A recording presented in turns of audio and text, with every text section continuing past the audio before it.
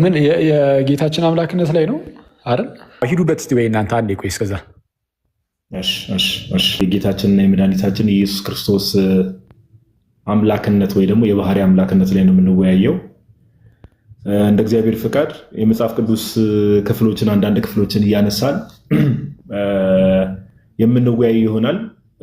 የዛሬ ዲስከሽን ላይ በዋናነት ትኩረት የምናደርገው ምንድነው ከተባለ የክርስቶስ ኢየሱስን ለምሳሌ ከሰዎች ጋር ዲስከስ ስናደርግ ሊሆን ይችላል። ከተለያዩ ሰዎች ጋር ስናወራ የክርስቶስ ኢየሱስን አምላክነት የምናሳይባቸው መንገዶች አሉ።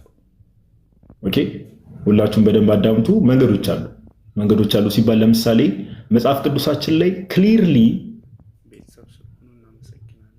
ድምጽ ይሰማል አይደል? ዮሐዴ ዛሬ ኔትወርኩ ትንሽ እንትን እያለኝ ስለሆነ ነው እርግጠኛ ለመሆኑ። ይሰማል። እሺ። መጽሐፍ ቅዱስ ላይ ክሊርሊ የጌታችንና የመድኃኒታችን የኢየሱስ ክርስቶስን አምላክነት የሚያሳዩ ጥቅሶች አሉ ክሊርሊ። እኛ ግን ትኩረት ማድረግ ያለብን በመጀመሪያ ደረጃ የጌታችንና መድኃኒታችን ኢየሱስ ክርስቶስ በግልጽ አምላክ ተብሎ የተጠቀሰባቸውን የመጽሐፍ ቅዱስ ክፍሎች ላይ ዛሬ ትኩረት እናደርጋለን። መጀመሪያ በግልጽ አምላክ ተብሎ የተጠቀሰባቸው ክፍሎች ላይ እና በመጀመሪያ ደረጃ መጽሐፍ ቅዱስ ላይ ጌታችን ኢየሱስ ክርስቶስ በግልጽ አምላክ ተብሎ የተጠራባቸው ክፍሎች አሉ። አምላክ ወይ ደግሞ በግሪኩ ቴዎስ ተብሎ የተጠራው በግልጽ ተብሎ የተጠራባቸው ክፍሎች አሉ እና መጀመሪያ እነሱን ክፍሎች እንመለከታለን። ስለዚህ የመጀመሪያው ካቴጎሪ የሚሆነው ምንድነው? ጌታችን ኢየሱስ ክርስቶስ በግልጽ አምላክ ተብሎ የተጠራባቸውን ክፍሎች አድሬስ እናደርጋለን። ከዛ ባለፈ ደግሞ ጌታችን ኢየሱስ አምላክ እንደሆነ ደግሞ በብሉይ ኪዳን ለእግዚአብሔር ሲነገሩ የነበሩ ነገሮች በሙሉ ፍጻሜውን በአዲስ ኪዳን ለጌታችን ለኢየሱስ ክርስቶስ ሲሆኑ እንመለከታለን። ስለዚህ በብሉይ ኪዳን ለያህዌ የተነገሩ ነገሮች ወይ ደግሞ በብሉይ ኪዳን ለአዶናይ የተነገሩ ነገሮች በአዲስ ኪዳን ደግሞ ለጌታችን ለኢየሱስ ክርስቶስ ሲነገሩ እንመለከታለን፣ ወይ ፍጻሜው በሱ ሲያገኝ እንመለከታለን። ስለዚህ ከዚህ አንጻር ምን ማየት እንችላለን? ክርስቶስ ኢየሱስ በብሉይ ኪዳን የነበረው እውነተኛ አምላክ እርሱ እንደሆነ ማሳየት እንችላለን። ከዛ ባለፈ ጌታችን ካደረጋቸው ነገሮች አንስተን የክርስቶስ ኢየሱስን አምላክነት ማሳየት እንችላለን። ማለት ከግብሩ ማለት ነው። ጌታችን ኢየሱስ ክርስቶስ ካደረጋቸው ነገሮች፣ ከተናገራቸው ነገሮች፣ ሐዋርያት ደግሞ ለሱ ሲሰጡት ከነበሩ ክብሮች አንጻር፣ ከብዙ ነገር አንጻር የክርስቶስ ኢየሱስን አምላክነት በመጽሐፍ ቅዱስ ማሳየት እንችላለን። መጽሐፍ ቅዱስ አንብበን እንደው ክርስቶስ ኢየሱስ የባህሪ አምላክ አይደለም ማለት አንችልም። እውነት ለማውራት አንችልም። በግልጽ የተቀመጡ ነገሮች ስለሆኑ በግልጽ የተቀመጡ ነገሮች ስለሆኑ ስለዚህ መጀመሪያ የምንጀምረው ምንድነው እንዳልኳችሁ በግልጽ ጌታችን ኢየሱስ ክርስቶስ አምላክ ተብሎ የተጠራባቸውን ክፍሎች እንመለከታለን። አምላክ በግልጽ ወደዚህ ወደዛ በማያሻማ መልኩ። ስለዚህ የመጀመሪያውን እድል ዮሐዴ ለአንተ ልስጥህ። ቀጥል ጋዲ ጀምርና እኔ እቀጥላለሁ።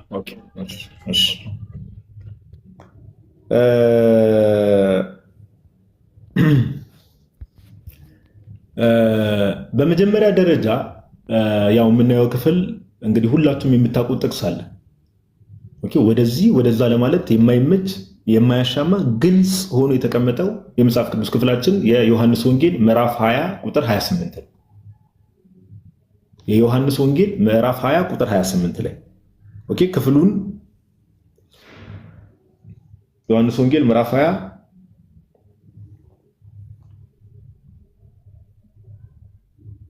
ከቁጥር 26 ጀምሮ እናነባዋለን። ዮሐንስ ወንጌል ምዕራፍ 20 ከቁጥር 26 ጀምሮ ከስምንት ቀንም በኋላ ደቀ መዛሙርቱ ደግሞ በውስጥ ነበሩ።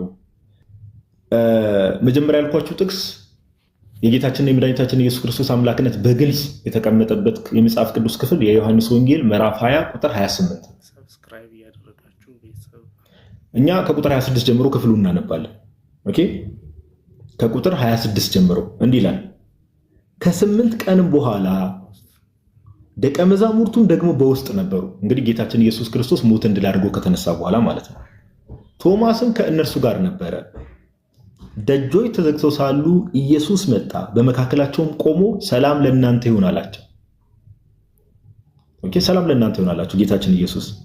ከዚያም በኋላ ቶማስን ጣትህን፣ በደንብ አስተውሉ፣ ጣትህን ወደዚያ አምጣና እጆቼን እይ፣ እጅህን ማምጣና በጎን ያግባው፣ ያመንክ እንጂ ያላመንክ አትሁን አለው። እንግዲህ ቶማስ ተጠራጥሮ ነበር የክርስቶስ ኢየሱስ መነሳቱን። ጌታችን ኢየሱስ ክርስቶስ እጄና ቼክ አድርጋለሁ። ከዛ የተወጋው ጎኔን መተህ እይ አለው። ለምን?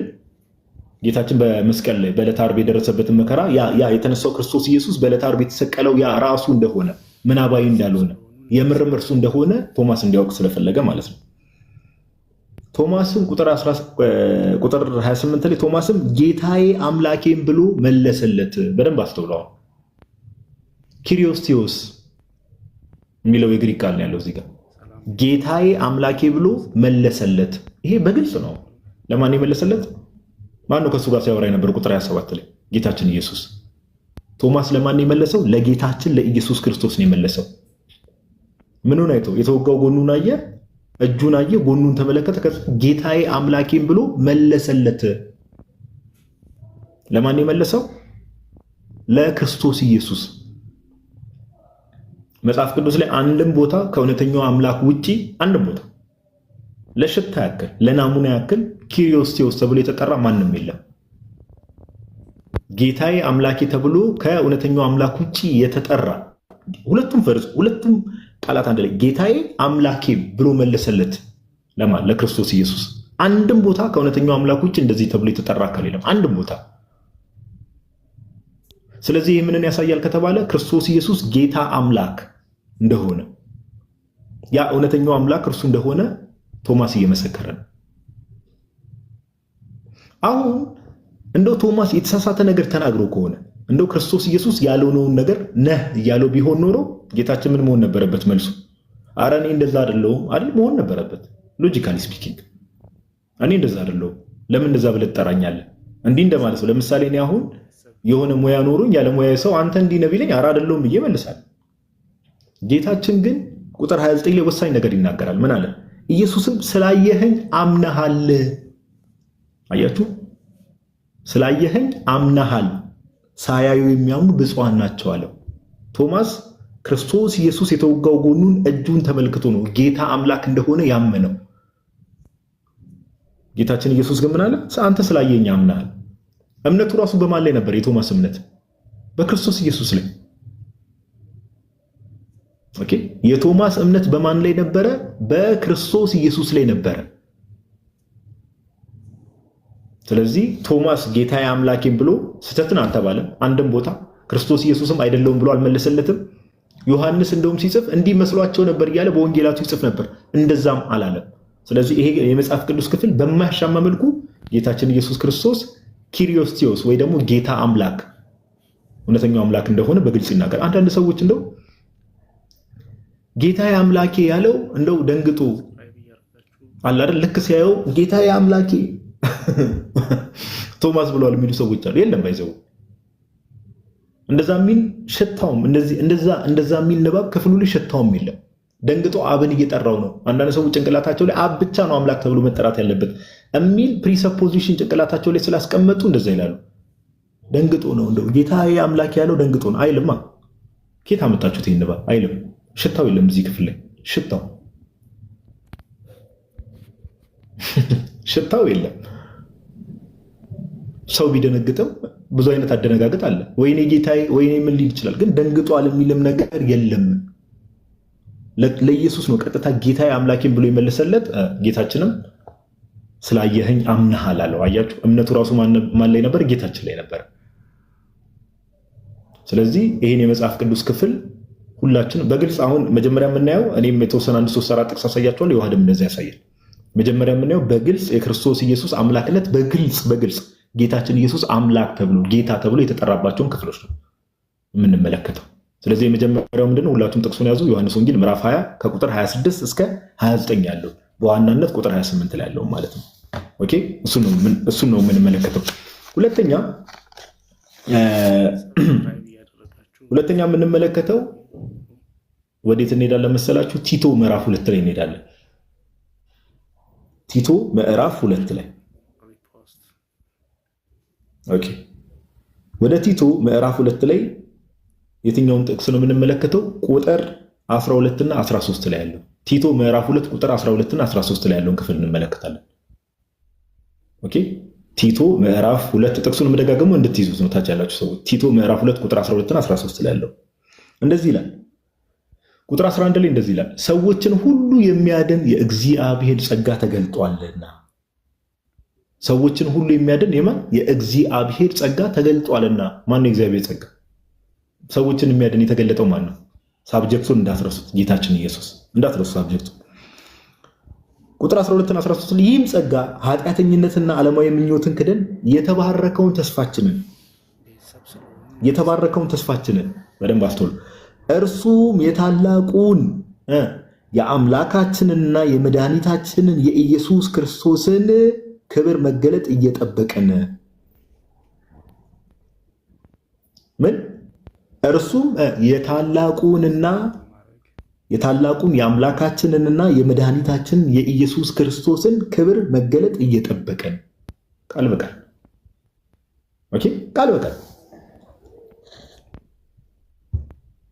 ቃል በቃል ጌታችን ኢየሱስ ምን አለው? መገለጥ እየጠበቀን። የምንጠብቀው ማንን ነው? በደንብ አስተውሉ። አንዳንድ ሰዎች ቃላት መጫወት ስለሚፈልጉ ነው። የማንን መገለጥ ነው የምንጠብቀው አለ? የታላቁን አምላካችንና መድኃኒታችንን ክብር መገለጥ። ማን ነው እንደዚህ ተብሎ የተጠራው? ማን ነው ድጋሚ የሚመጣው? ጌታችን ኢየሱስ ነው። የጳውሎስን መልእክታት ሙሉ ብትመለከቱ ዳግም የሚመጣው ጌታችን ኢየሱስ ነው። ወንጌላት ላይ ብትመለከቱ ጌታችን በአንደበቱ እንደተናገረው ዳግም የሚመጣው እርሱ እንደሆነ ተናግሯል። ስለዚህ ኃጢአተኝነትን ዓለማዊ ምኞትን ክደን የተባረከውን ተስፋችንን እርሱ የታላቁን የአምላካችንና የመድኃኒታችንን የኢየሱስ ክርስቶስን ክብር መገለጥ እየጠበቅን ጋድ ኤንድ ሴቪየር ይለዋል እዚህ ጋር። ኦኬ እዚህ ጋር ምን የሚል ቃል አለ እንዳልኳችሁ? ቲዮስ የሚል ቃል አለ። ቃል በቃል አምላክ ተብሎ ተጠርቷል። ጌታችን አምላካችንና መድኃኒታችን ጋድ ኤንድ ሴቪየር ተብሎ ተጠርቷል ቃል በቃል። አሁን አንዳንድ ሰዎች ግሪኩ እንደዚህ ይላል ሊሏችሁ ይችላል። አሁን እዚህ ጋር አስፈላጊ ከሆነ ግሪኩን ማንሳት እንችላለን፣ ችግር የለውም አስፈላጊ ከሆነ። አሁን ታች ያለው ምዕመን ስለሆነ ዋናው ፖይንት ግን ድንገት ከሌላ ቤተ እምነት ሆናችሁ ታች የምትከታተሉ ሰዎች ስለምትኖሩ ሻርፕስ ሩል የሚባል ነገር አለ። በተለይ እነዚህ ኮይኔ ግሪክ ላይ ጥንታዊ የግሪክ ጽሁፎች ላይ ሻርፕስ ሩል የሚባል ነገር አለ። ኦኬ ነገሮችን የምንለይ ወይ ደግሞ የግሪክ ቴክስቶች ኮንስትራክት ሲደረጉ ሲጻፉ እንዴት ነው መረዳት ያለብን፣ ሳብጀክቱ ማን ነው የሚለውን ነገር እንዴት አንደርስታንድ ማድረግ አለብን የሚለውን ነገር ይሄንን ክፍል ሻርፕስ ሩል የሚባል አለ። ሻርፕስ ሩልን ተጠቅመን ቀጥታ ቴስት ብናደርገው ታላቁ አምላካችንና መድኃኒታችን የተባለው ማን ነው? ጌታችን ኢየሱስ ነው። ለምን መሰላችሁ? ግሪኩን ቀጥታ ወደ እንግሊዝኛው ስንተረጉሞ ምንድነው የሚለው? ዘ ግሬት ጋድ ኤንድ ሴቪየር ኦፍ አስ ይልና ኮማ አድርጎ ጂሰስ ክራይስት ነው የሚለው። ዘ ግሬት ጋድ ኤንድ ሴቪየር ኦፍ አስ ብሎ ጂሰስ ክራይስት ነው የሚለው። በሻርፕስ ሩል መሰረት ደግሞ ኦኬ ዴፊኒት አርቲክል ኖሮ ኦኬ ሁለት ሲንጉላር ፐርሰናል ናውኖች። አሁን እዚህ ጋር አይታችሁ ከሆነ ጋድ ኤንድ ሴቪየር የሚሉት ሁለት ሲንጉላር ፐርሰናል ናውን ናቸው። ይሄ ለእናንተ ብዙ እንትን ላይ ይችላል፣ ችግር የለውም። የሚያስፈልጋችሁ ሰዎች ካላችሁ ሁለት ሲንጉላር ፐርሰናል ናውኖች ካይ በምትለው ኤንድ በምትለው ቃል ከተገናኘች ሻርፕስ ሩል የሚለው ይሄን ነው። ዴፊኒት አርቲክል ዘ ኖሮ ከዛ ሁለት ደግሞ ሲንጉላር ፐርሰናል ናውኖች ጋድ ኤንድ ሴቪየር አለ። በካይ ከተገናኙ ከዛ በኋላ የሚመጣውን ፐርሰን ነው የሚያመለክቱት ወይ ደግሞ ሳብጀክቱን ሁለቱም ቃላት የሚጠቁሙት ይላል። ሻርፕስ ሩል ይባላል። በዚህ መሰረት ዘ ግሬት ጋድ ኤንድ ሴቪየር የሚለው ቃል ኦፍ አስ ካለ በኋላ ቀጣይ ሳብጀክቱ ማን ነው? ጂሰስ ክራይስት ነው። ስለዚህ ዘ ግሬት ጋድ ኤንድ ሴቪየር ታላቁ አምላካችንና መድኃኒታችን የተባለው ማን ነው? ጌታችን ኢየሱስ ነው። ክፍሉ ግልጽ ነው፣ አውዱም ግልጽ ነው። ግን አስፈላጊ ከሆነ እንደው ጠለቅ ብሎ ደግሞ ወደ ግሪኩም ተገብቶ ደግሞ እንደዚህ አይነት ህጎችን ተጠቅመን ፕሩቭ እናድርግ ከተባለ ሻርፕስ ሩልን ተጠቅመን ቲቶ ምዕራፍ 2 ቁጥር 13 ላይ ያለው ታላቁ አምላካችንና መድኃኒታችን የተባለው ማን ነው? ጌታችን ኢየሱስ ነው። ወደዚህ ወደዛ በማያስብል ሁኔታ ወዴትም በማያነቃንቅ ሁኔታ። ስለዚህ ሁለተኛ ጥቅስ አየን ማለት ነው። ጌታችን ቲዮስ ወይ ደግሞ አምላክ ተብሎ የተጠራባቸው ክፍሎች ጌታ አምላክ፣ እዚህ ጋር አምላክና መድኃኒት ተብሎ የተጠራው። ስለዚህ ዮሐንስ ወንጌል ምዕራፍ 20 ቁጥር 28ን ጥቅስ ያዙ። ቲቶ ምዕራፍ 2 ቁጥር 13ን ጥቅስ መያዝ ትችላላችሁ። ሶስተኛው ጥቅሳችን ሁለተኛ ጴጥሮስ ነው። ኦኬ ሁለተኛ ጴጥሮስ ላይ ሁለተኛ ጴጥሮስ ሶስተኛው ጥቅስ ያልኳችሁ ሁለተኛ ጴጥሮስ ምዕራፍ 1 ቁጥር 1 ላይ እሺ ምን ይላል? ሁለተኛ ጴጥሮስ ምዕራፍ 1 ቁጥር 1 እንደዚህ ይላል፣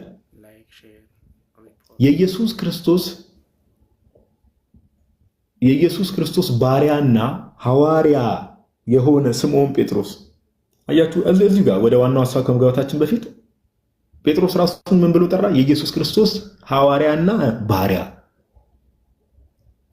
ለምንድን ነው ሐዋርያት የኢየሱስ ባሪያ የሆኑት የክርስቶስ ባሪያ የሆኑት ከተባለ አገልጋዮቹ ስለሆነ እርሱ የባህሪ አምላክ ስለሆነ ነው። ባይዘው ራሱን የኢየሱስ ባሪያ ነኝ አገልጋይ ነኝ ያለበት ምክንያት የሆነ ስምዖን ጴጥሮስ ይላል። አስተውሉ። በአምላካችንና በመድኃኒታችን በኢየሱስ ክርስቶስ ጽድቅ ካገኘነው ጋር የተካከለ የክብር እምነትን ላገኙ ብሎ መልእክቱን ይጀምራል። ምን አለ? የኢየሱስ ክርስቶስ ባሪያና ሐዋርያ የሆነ ስምዖን ጴጥሮስ በአምላካችንና በመድኃኒታችን በኢየሱስ ክርስቶስ ጽድቅ ካገኘነው ጋር የተካከለ። ኢየሱስን ምን ብሎ ጠራው? በአምላካችንና በመድኃኒታችን።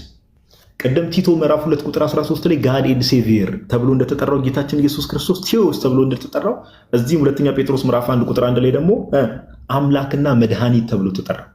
ጋድ ኤንድ ሴቪየር ተብሎ ተጠራ። በጣም በሚገርም ሁኔታ ይሄ ቀደም ያልኳችሁ ሻርፕስ ሩል ቼክ ማድረግ ትችላላችሁ። ሻርፕስ ሩልን ተጠቅማችሁ ይሄም ክፍል ቀጥታ ሳብጀክቱ ማን እንደሆነ ያሳያል። በቀላሉ ጌታችን ኢየሱስ ክርስቶስን ጋድ ኤንድ ሴቪየር የተባለ በቀላሉ። ነገር ግን የጴጥሮስ መልእክታትን ብትመለከቱ ስፔሻሊ ሁለተኛ ጴጥሮስ መልእክታት ላይ ከዚህ ቦታ ውጪ አራት ቦታ ጌታችን ኢየሱስ ኤግዛክትሊ ጌታና መድኃኒት ተብሎ ተጠርቷል። አስተውሉ። ሁለተኛ ጴጥሮስ ምዕራፍ 1 ቁጥር 1 ላይ ምን የሚል ነገር ነግሬያቸዋል? ጋድ ኤንድ ሴቪየር አምላክና መድኃኒት ተብሎ ተጠርቷል ጌታችን ኢየሱስ። ሁለተኛ ጴጥሮስ ምዕራፍ 1 ቁጥር 11 ላይ ጌታችንና መድኃኒታችን ተብሎ ተጠርቷል። ጌታና መድኃኒት አምላክና መድኃኒት የሚለው መጠሪያ ራሱ ሁለተኛ ጴጥሮስ መልእክቱን ብትመለከቱት ለማን ነው ሲሰጥ የምንመለከተው? ለጌታችን ለኢየሱስ ክርስቶስ። ሁለተኛ ጴጥሮስ ምዕራፍ 1 ቁጥር 11፣ ሁለተኛ ጴጥሮስ ምዕራፍ 2 ቁጥር 20 ላይ ኦኬ ጌታና መድኃኒት ኢየሱስ ክርስቶስ ተብሎ ተጠርቷል። ሁለተኛ ጴጥሮስ ምዕራፍ 3 ቁጥር 2 ላይ ጌታና መድኃኒት ተብሏል። ሁለተኛ ጴጥሮስ ምዕራፍ 3 ቁጥር 18 ላይ ጌታችንና መድኃኒታችን ተብሎ ተጠርቷል። ስለዚህ ሁለተኛ ጴጥሮስ ባይዘው መጽሐፍ ቅዱስን ስናነብ አውድ በጣም ማተር ያደርጋል። እሺ አውድ ማተር ያደርጋል። አሁን ስፔሻሊ ሙስሊሞችም ኦንሊ ጂሰሶችም ሊሆኑ ይችላሉ። እነዚህ ዩኒታሪያንስ የሚባሉትም ጥቅስ የሆነች ነገር መንጠቅ አድርገው መሀል እንዲህ ይላል እኮ። እናንተ ግን አውድ ክርስቲያን ከሌላው የሚለየው ነገር ምንድነው? አውድ ኮንቴክስት ይረዳል፣ ኮንቴክስት ይመለከታል። ይህ ክፍል በእርግጥ በግልጽ አስቀምጦታል። ስለዚህ ሁለተኛ ጴጥሮስ ሙሉ መልእክታቱን ብንመለከት ጌታችን ኢየሱስ ክርስቶስን ጌታና መድኃኒት አምላክና መድኃኒት እያለ ይጠራል። ስለዚህ በግልጽ ጌታችን ቴዎስ ኦር አምላክና መድኃኒት ቅድም ምናለን ዮሐንስ 20:28 ላይ ኪሪዮስ ቴዎስ ጌታዬና አምላኬ ተብሎ ተጠርቷል። ጌታ አምላክ ተብሎ ተጠርቷል። ቲቶ ምዕራፍ 2 ቁጥር 13 ላይ አምላክና መድኃኒት ተብሎ ተጠርቷል። ጋድ ኤንድ ሴቪየር ጋድ የሚለው ቃል ቴዎስ የሚለውን ቃል ነው የሚያሳየው። ሁለተኛ ጴጥሮስ ምዕራፍ 1 ቁጥር 1 ላይ ደግሞ አምላካችንና መድኃኒታችን ብሎ ጠርቶታል። ጴጥሮስ ኦኬ ጴጥሮስ እንደዚህ ብሎ ጠርቶታል።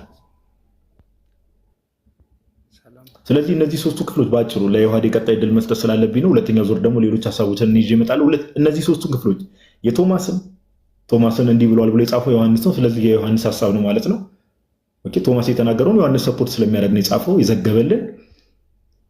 የዮሐንስን የጴጥሮስን እና የጳውሎስን ስምምነት ምን ላይ ክርስቶስ ኢየሱስ ጌታ አምላክና መድኃኒት ተብሎ እንደሚጠራ ኪሪዮስ ቴዎስ ተብሎ እንደሚጠራ የሶስቱ ምስክርነቶች ማየት እንችላለን ለማለት ያክል ነው።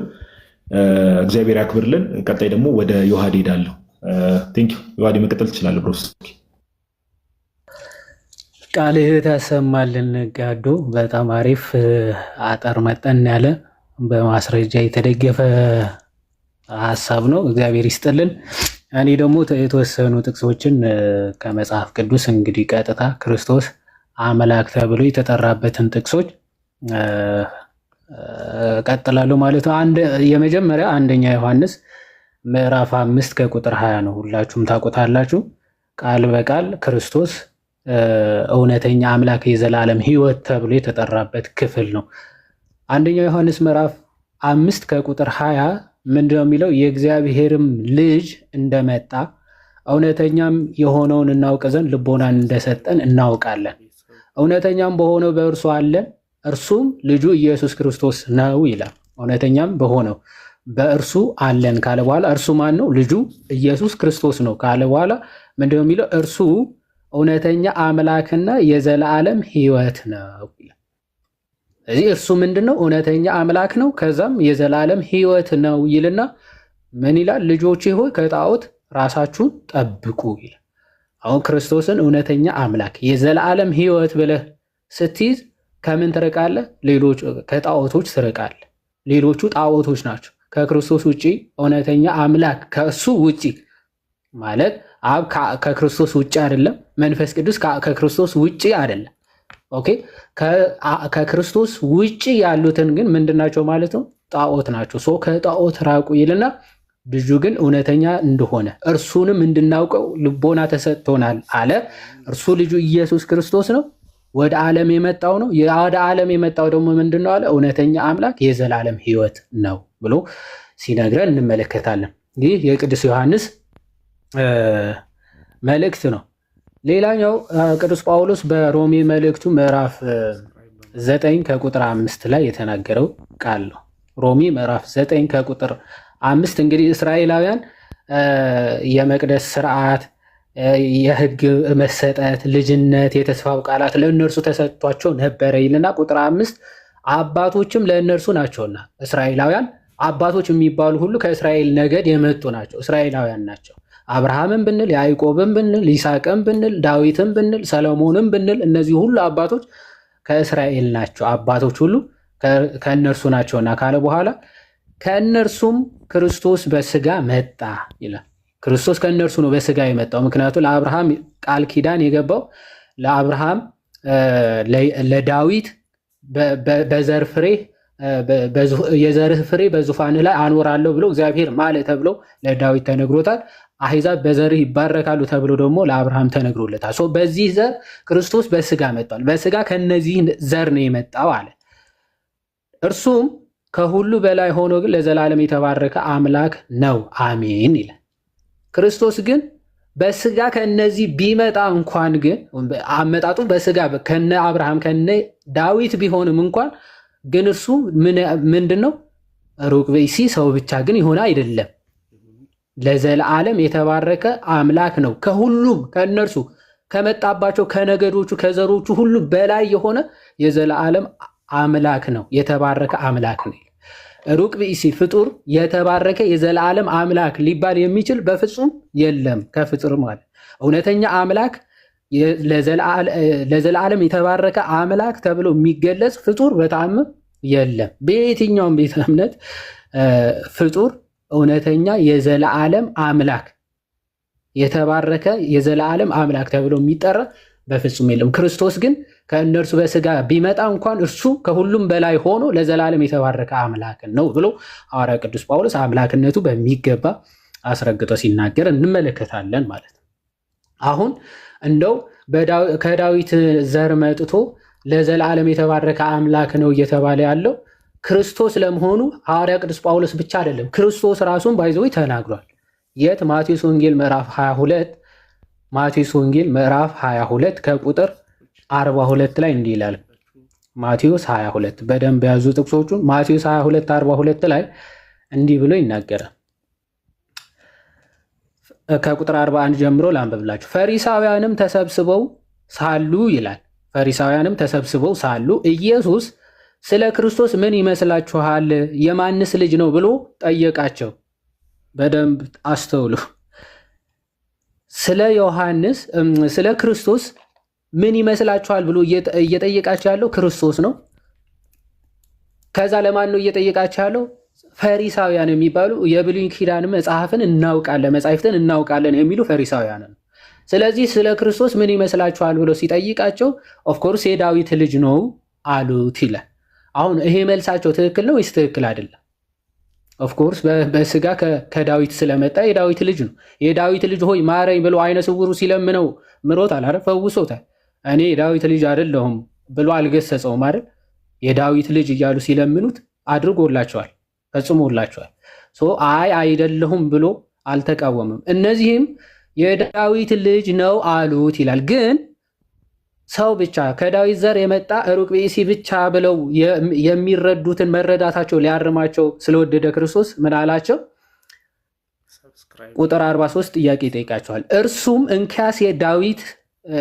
እርሱም አለ እንኪያስ ዳዊት ጌታ ጌታዬን ጠላቶች የእግር መረገጫ እስካደርግልህ ድረስ በቀኝ ተቀመጥ አለው ሲል እንዴት በመንፈስ ጌታ ብሎ ይጠራዋል ብሎ ጠየቃቸው።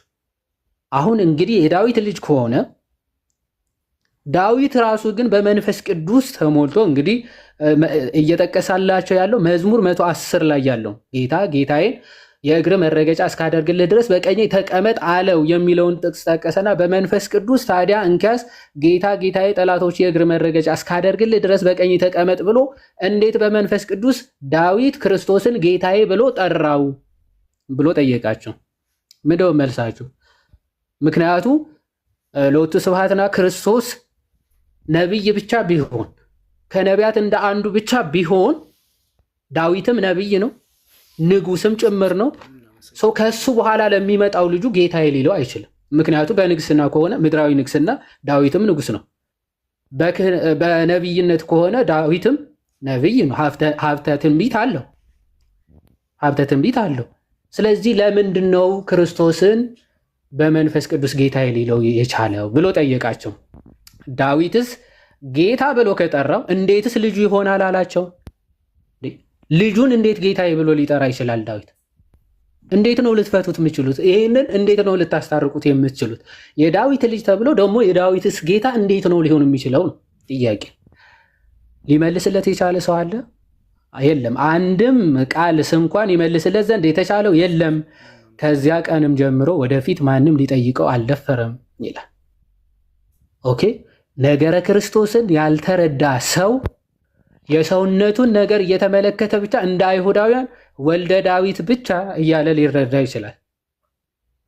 ነገር ግን ዳዊት ራሱ ጌታዬ ብሎ ነው የሚጠራው። አዘ ኢንድ ኦፍ ዘ ዴይ ፎር ዩር ሰርፕራይዝ ወልደ ዳዊት ብለህ ብትጠራው ዳዊት ግን ምን ብሎ ይጠራዋል? ክርስቶስን ጌታዬ ነው። እንደውም የቤተ ክርስቲያናችን አንድምታ ጌታ የጌታዬን እንዲህ አላለውም ነው የሚለው። ጌታ የጌታዬን ጌታን እንዲህ አለው አላል። ወይም ደግሞ ለክርስቶስም ጌታ የተባለው ወይም ደግሞ እግዚአብሔር የተባለው ለክርስቶስም አምላኩ ጌታው አልተባለም ብለው ይፈቱታል። ጌታ ጌታዬን ነው የሚለው። ጌታ ጌታዬን፣ ክርስቶስንም ጌታ ይለዋል፣ አብንም ጌታ ይለዋል ዳዊት።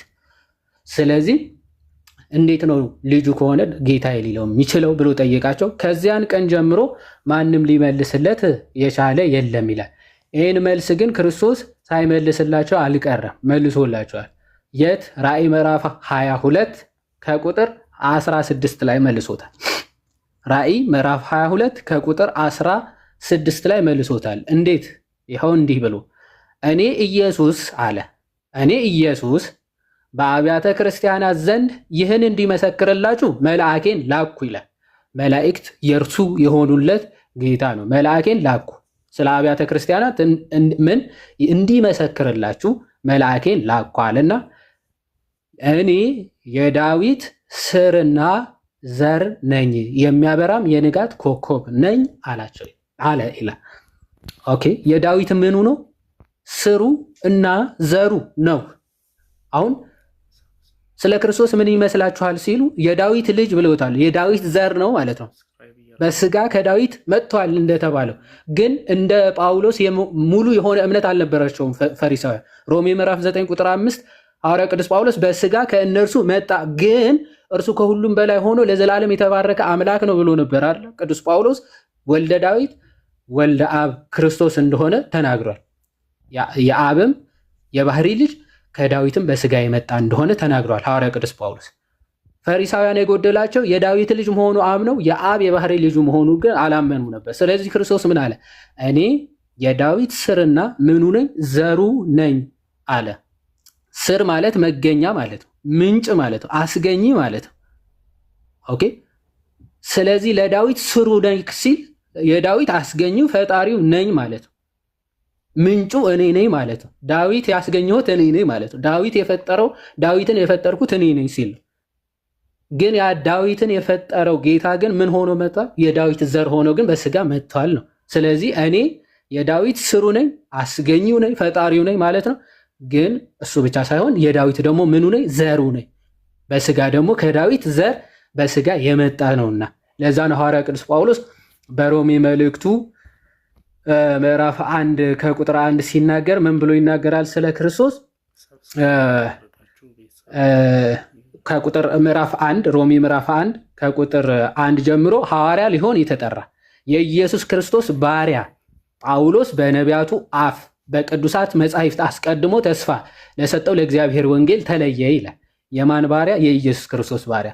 ይህም ወንጌል በስጋ ከዳዊት ዘር ስለተወለደ በስጋ ከዳዊት ዘር ስለተወለደ እንደ ቅድስና መንፈስ ግን ከሙታን መነሳት የተነሳ በኃይል የእግዚአብሔር ልጅ ሆኖ ስለተገለጠ ስለ ልጁ ነው።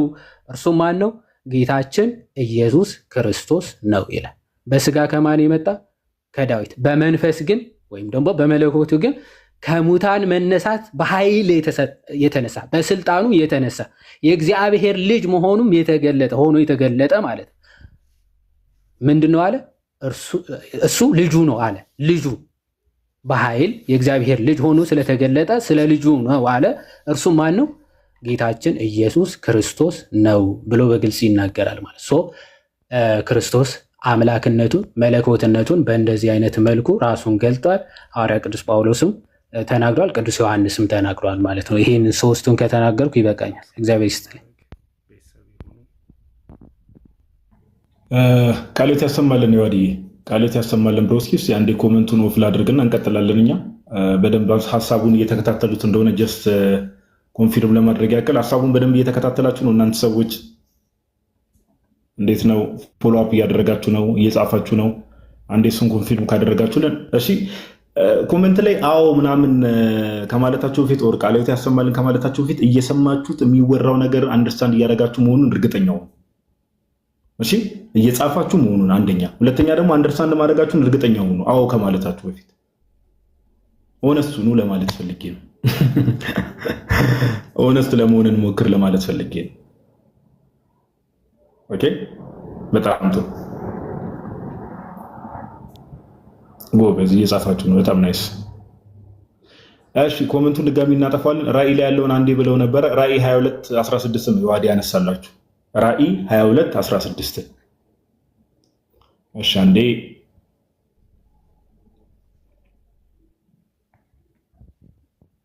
እሺ ኦኬ እሺ እንቀጥል። እግዚአብሔር የተመሰገነ ይሁን። እንግዲህ አንዳንድ ሀሳቦችን እያነሳን እየቆየን ነው እንደ እግዚአብሔር ፈቃድ። የዋዲ አንደኛ ዮሐንስ መልእክት ምዕራፍ 5 ቁጥር 20 ላይ ያለውን አንስቶላችኋል። ክርስቶስ ኢየሱስ እውነተኛ አምላክና የዘላለም ሕይወት የተባለበትን ያው መጀመሪያ ዙር ላይ የምናነሳው ቅድም እንዳልኳችሁ በግልጽ አምላክ ተብሎ ጌታችን ኢየሱስ የተጠራባቸውን ክፍሎች የምናነሳው ተባብለናል ቅድምና ከዛ ባለፈ ደግሞ ሮሜ ምዕራፍ 9 ቁጥር 5 ላይ ያለው በተለይ በሰፊው አብራርቶላቸዋል። ኦኬ በስጋ የመጣ የሚለውን አንዳንድ ሰዎች ሊቀጥፉ ስለሚሞክሩ ቃል በቃል በስጋ መጣ የሚለው ነገር ዳይሬክትሊ ሳብጀክቱ ራሱ ጌታችን ኢየሱስ እንደሆነ ይዋዲ በደንብ አብራርቶላቸዋል። አይ ቲንክ እንትን የሚለውን ክፍል ይዋዲ በቃ ጠቅሱን ነገረናቸው እንለፍ አይደል? ከላይ እንደዚህ በግልጽ አምላክ ተብሎ የተጠራባቸውን ክፍሎች የመጀመሪያውን ዙር እንለፍና ከዛ ወደ ሁለተኞቹ ሙቭ ብናደርግ ጥሩ ነው። ወደ ሁለተኛው ሐሳብ አይመስልም? እሺ ጥሩ ነው። እሺ ሌላ ጀስት ጥቅስ እንድትይዙ ያው በጣም ብዙ ጊዜ ከምናነሳቸው ቃል በቃል አምላክ እግዚአብሔር ተብሎ የተጠራባቸው ክፍሎች ማለት ነው።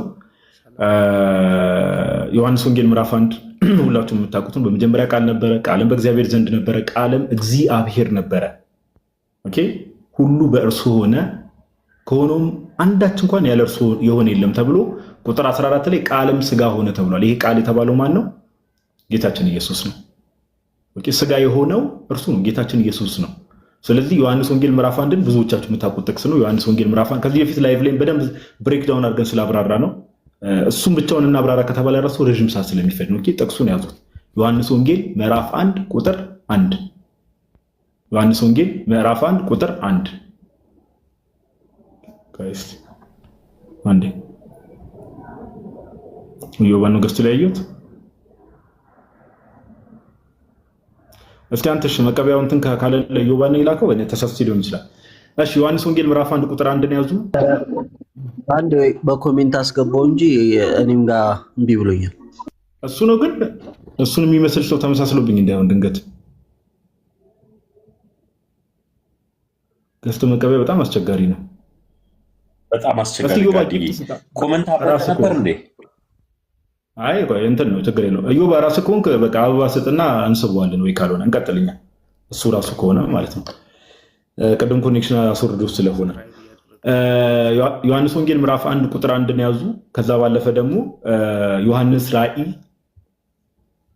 ዮሐንስ ራእይ ላይ እነዚህ ተጨማሪ ጥቅሶች ናቸው ቃል በቃል ዮሐንስ ራእይ ምዕራፍ 1 ላይ ዮሐንስ ራእይ ምዕራፍ 1 ላይ ቁጥር 7 ላይ እነሆ ከደመና ጋር ይመጣል፣ ዓይንም ሁሉ የወጉትም ያዩታል፣ የምድር ወገኖችም ስለርሱ ዋይ ዋይ ይላሉ፣ አዎን አሜን ይላል። ቁጥር 7 ላይ አዎን አሜን።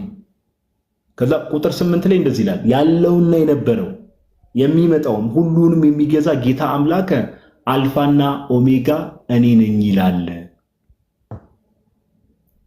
ምን ቁጥር 8 ላይ ምን አለ? ያለውና የነበረው የሚመጣው። ቁጥር 7 ላይ ሳብጀክት እንዳይረሳ ክርስትና ላይ ሳብጀክቱ ማተር ያደርጋል። አውዱ መረዳት አለበት። ቁጥር 7 ላይ ከደመና ጋር ይመጣል የተባለው አካል ነው።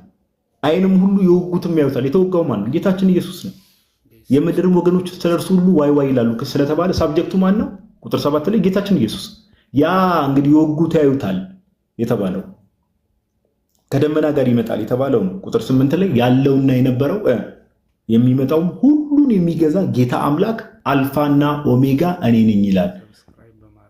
ዮሐንስ ራእይ ምዕራፍ 1 ቁጥር 8 ማለት ነው። ጌታ አምላክ የሚለውን ቃል ቅድም ምን ላይ ተመልክተናል? ዮሐንስ ወንጌል ምዕራፍ 20 ቁጥር 28 ላይ ቶማስ ጌታ አምላክ ብሎታል፣ ኪሪዮስ ቴዎስ ብሎ ጠርቶታል። አሁንም እዚህ ጋር ጌታችን ኢየሱስ ክርስቶስ ጌታ አምላክ አልፋና ኦሜጋ። አልፋና ኦሜጋ ማለት እንግዲህ በግሪክ አልፋቤቶች ውስጥ እንደምታውቁት መጀመሪያውና መጨረሻው ነው። መጀመሪያውና መጨረሻው እኔ ነኝ እያለ ነው ጌታ ቃል በቃል ወደዚህ ወደዛ በማያዛንፍ መልኩ በግልጽ ማለት ነው። በግልጽ ኦኬ። ይሄንኑ ሐሳብ ጌታችን ኢየሱስ ክርስቶስ እዚህ ራእይ መጽሐፍ ላይ ዮሐንስ ራእይ ምዕራፍ 22 ላይ እንዲህ ብሎ ይናገራል። ዮሐንስ ራእይ ምዕራፍ 22 ይህንንም ያዙ። ዮሐንስ ራእይ ምዕራፍ 22 ቁጥር 12 እና 13 እንዲህ ብሎ ይናገራል። እነሆ በቶሎ እመጣለሁ፣ ለእያንዳንዱም እንደ ስራው መጠን ከፍል ዘንድ ዋጋዬ ከኔ ጋር ነው። አሁንም ቁጥር 12 እንዳትረሱ። እመጣለሁ ያለው አካል ነው እየተናገረ ያለው። በቶሎ እመጣለሁ። ማነው ደጋሚ የሚመጣው? መጽሐፍ ቅዱስ ሙሉውን ስንመለከት ጌታችን ኢየሱስን ዳግም የሚመጣው። ለእያንዳንዱ እንደ ስራው መጠን ከፍል ዘንድ ዋጋዬ ከኔ ጋር አለ። እንደ ስራው የሚከፍለው ማን ነው? ጌታችን ኢየሱስ ነው። መጽሐፍ ቅዱሳችን ግልጽ ነው። ለፍርድ የሚመጣው እርሱ ስለሆነ በጎችን ከፍየሎቹ የሚለየው እርሱ እንደሆነ እነዚህ ሲኖፕቲክ ጎስፕሎች ላይ በደንብ ተቀምጧል፣ ወንጌላቱ ላይ ማለት ነው። ኦኬ ቁጥር 13 ላይ እንደዚህ ይላል፣ አልፋና ኦሜጋ ፊተኛውና ኋለኛው መጀመሪያውና መጨረሻው እኔ ነኝ። ምን እናደርገው? በግልጽ አልፋና ኦሜጋ መጀመሪያውና መጨረሻው ፊተኛውና ኋላኛው እኔ ነኝ ብሏል። በቃ ይኸው ዘገበው፣ ምንም በማያሻማ ሁኔታ። ስለዚህ እነዚህ ክፍሎች እስካሁን ያነሳናቸው ሌሎች ተጨማሪ ጥቅሶችን ማንሳት እንችላለን፣ ግን በግልጽ ክርስቶስ ኢየሱስ እግዚአብሔር በስጋ ተገልጦ እንደሆነ የባህሪ አምላክ እንደሆነ ቴዎስ ብለን የምንጠራው ማለት ነው፣ ቃል በቃል እንደዛ ተብሎ እንደተጠራ እነዚህ የመጽሐፍ ቅዱስ ክፍሎች በግልጽ ያሳያሉ። በግልጽ የሚያሳዩ ክፍሎች ናቸው። ቀጣይ እኔ አንድ ሁለት ጥቅስ አነሳለሁ፣ ከዛ ዮሐዴ ደግሞ ቀጣይ ያነሳል። በብሉይ ኪዳን ለያህዌ የተነገሩ ነገሮች ፍጻሜያቸውን ደግሞ ጌታችን ኢየሱስ ላይ ሲያገኙ ደግሞ ቀጣይ ጥቅሶችን እንመለከታለን። ቀጣይ የምንመለከተው በብሉይ ኪዳን ለያህዌ የተነገሩ ጥቅሶች ፍጻሜያቸውን ማን ላይ ሲያገኙ? ጌታችን ኢየሱስ ክርስቶስ ላይ ሲያገኙ እንመለከታለን። እሺ ወደ ሀሳቡ እንሂድ። ወረቀት እዚህ ጋር ማንኮሻኩሽባችሁ የሆነች ዝም ብዬ ኖት ያዝኩባትን ነገር ነው። ለዛሬው ላይ ብዬ ነገሮች ቀለል ብሎ እንዲሄዱ አስቤ ነበረ ትላለህ ግን እሺ ኢሳያስ ሁላችሁም ኖት ጽፋችሁ በኋላ ማንበብ ትችላላችሁ፣ ችግር የለውም። ትንቢተ ኢሳያስ ምዕራፍ 40 ላይ እንሄዳለን። ኦኬ ትንቢተ ኢሳያስ ምዕራፍ 40 ላይ እሺ ትንቢተ ኢሳያስ ምዕራፍ 40 ላይ እንሄድና እንዲህ የሚል ቃል እናገኛለን። ትንቢተ ኢሳይያስ ምዕራፍ 40 ቁጥር 3 ትንቢተ ኢሳይያስ ምዕራፍ 40 ቁጥር 3 ላይ እንዲህ የሚል ቃል አለ። የአዋጅ ነጋሪ ቃል ይለናል ኢሳይያስ። የእግዚአብሔርን መንገድ በምድረ በዳ ጥረጉ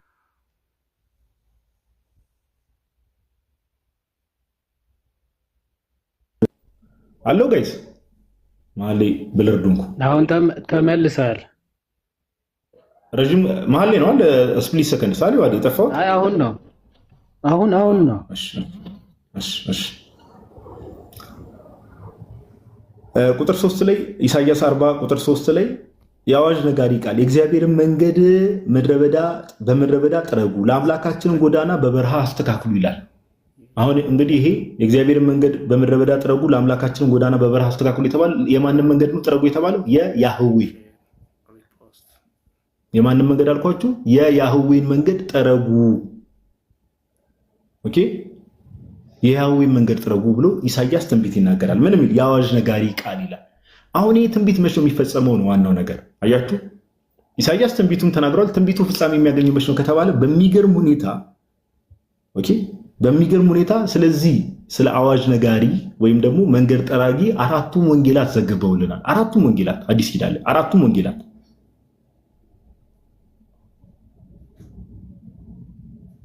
የእግዚአብሔር መንገድ እንዳትረሱ። የአዋጅ ነጋሪ ቃል የእግዚአብሔር መንገድ የማንን መንገድ ጠረጉ? የማንን መንገድ? የእግዚአብሔር መንገድ። አራቱም ወንጌላት ስለዚህ መንገድ ጠራጊ ወይ ደግሞ አዋጅ ነጋሪ ዘግበውልናል። ለምሳሌ መጀመሪያ ማቴዎስ ዘግበውልናል። የማቴዎስ ወንጌል ምዕራፍ 3 ቁጥር 3 ላይ ሄዳችሁ ብትመለከቱ እንዲህ የሚል ቃል ታገኛላችሁ። የማቴዎስ ወንጌል ምዕራፍ 3 ቁጥር 3 ላይ ኢሳይያስን ጠቅሶ ማቴዎስ እንዲህ ብሎ ይነግረናል። በነቢዩ በኢሳይያስ የጌታን መንገድ አዘጋጁ ጥርጊያውንም አቅኑ እያለ በምድረ በዳ የሚጮህ ሰው ድምፅ የተባለለት ይህ ነውና። ቁጥር 1 ላይ ማን ነው ይህ ነው የተባለው? ከቁጥር 1 ጀምረን አብረን እናንብበው።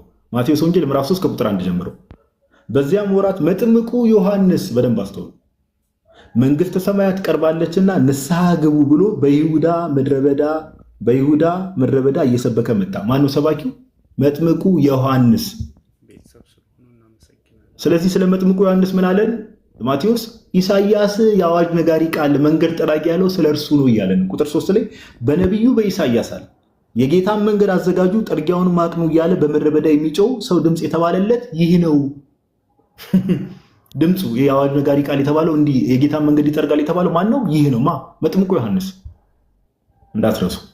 በብሉይ ኪዳን ኢሳይያስ የማን ነው? የእግዚአብሔርን መንገድ የያህዌን መንገድ የሚጠርግ የአምላካችንን መንገድ የሚያቀና ነው ያለው። ይሄ ማን ነው ተባለ? አዲስ ኪዳን ላይ መጥምቁ ዮሐንስ። ማቴዎስ ዘግቦልናል መጥምቁ ዮሐንስ እንደሆነ። እንቀጥል። የአራቱም ወንጌላት ምስክርነት ስላለ ጥቅሶቹን ያዙ። ማቴዎስ ወንጌል ምዕራፍ 3 ከቁጥር 1 እስከ 3 አንብቡ። ማርቆስ ወንጌል ላይ ስንሄድ ማርቆስ ወንጌል ምዕራፍ 1 ቁጥር 3 ላይ 2 እና 3 ላይ እንደዚህ ይላል፣ እነሆ መንገድን የሚጠርግ መልእክተኛዬን በፊትህ እልካለሁ፣ የጌታን መንገድ አዘጋጁ ጥርጊያውንም አቅኑ እያለ በምድረ በዳ የሚጮህ ሰው ድምፅ ተብሎ በነቢዩ ኢሳይያስ እንደተጻፈ ቁጥር 4 ላይ ዮሐንስ በምድረ በዳ እያጠመቀ የንስሐን ጥምቀት ለኃጢአት ስርየት እየሰበከ መጣ። ማቴዎስ ቅድም መጥምቁ ዮሐንስ መንገድ ጠራጊው እንደሆነ ነግሮናል። ማርቆስ ወንጌል ምዕራፍ 1 ቁጥር 3 ላይ የጌታን መንገድ አዘጋጁ ጥርጊያውንም አቅኑ እያለ በምድረ በዳ የሚጮህ ሰው ድምፅ ተብሎ በነቢዩ ኢሳይያስ እንደተጻፈ ቁጥር 4 ላይ ምን አለን? ዮሐንስ በምድረ በዳ እያጠመቀ የንስሐንም ጥምቀት ለኃጢአት ስርየት እየሰበከ መጣ። ማቴዎስም መንገድ ጠራጊው ማን እንደሆነ ነገረን፣ መጥምቁ ዮሐንስ። ማርቆስም መንገድ ጠራጊው ማን እንደሆነ ነገረን፣ መጥምቁ ዮሐንስ። እንጨምር፣ አራቱም ወንጌላት የሚስማሙበት ነገር ስለሆነ ሉቃስም ይመጣና የሉቃስ ወንጌል ጥቅሶቹን የያዛችሁ የሉቃስ ወንጌል ስንመጣ የሉቃስ ወንጌል ምዕራፍ 3 ቁጥር 4 ከ3 ጀምሮ ማለት ነው እንደዚህ ይላል፣ በነቢዩ በኢሳይያስ ቃል መጽሐፍ የጌታን መንገድ አዘጋጁ። የሉቃስ ወንጌል ምዕራፍ 3 ቁጥር 4 ላይ የጌታን መንገድ አዘጋጁ ጥርጊያውንም አቅኑ እያለ በምድረ በዳ የሚጮህ ሰው ድምፅ፣ አዘቅቱ ሁሉ ይሙላ፣ ተራራና ኮረብታም ሁሉ ዝቅ ይበል፣ ጠማማውና የቀና መንገድ ይሁን፣ ሸካራውንም መንገድ ትክክል ይሁን፣ ስጋም የለበሰ ሁሉ የእግዚአብሔር ማዳን ተብሎ እንደተጻፈ ለኃጢአት ስርየት የንስሐን ጥምቀት እየሰበከ በዮርዳኖስ ዙሪያ ወዳለች ሀገር ሁሉ መጣ። ማን የመጣው ስንል ቁጥር 2 ላይ ምን ይለናል? ሉቃስ ደግሞ ሐናና ቀያፋም ሊቀ ካህናቱ ሳሉ የእግዚአብሔር ቃል ወደ ዘካርያስ ልጅ ወደ ዮሐንስ በምድረ በዳ መጣ።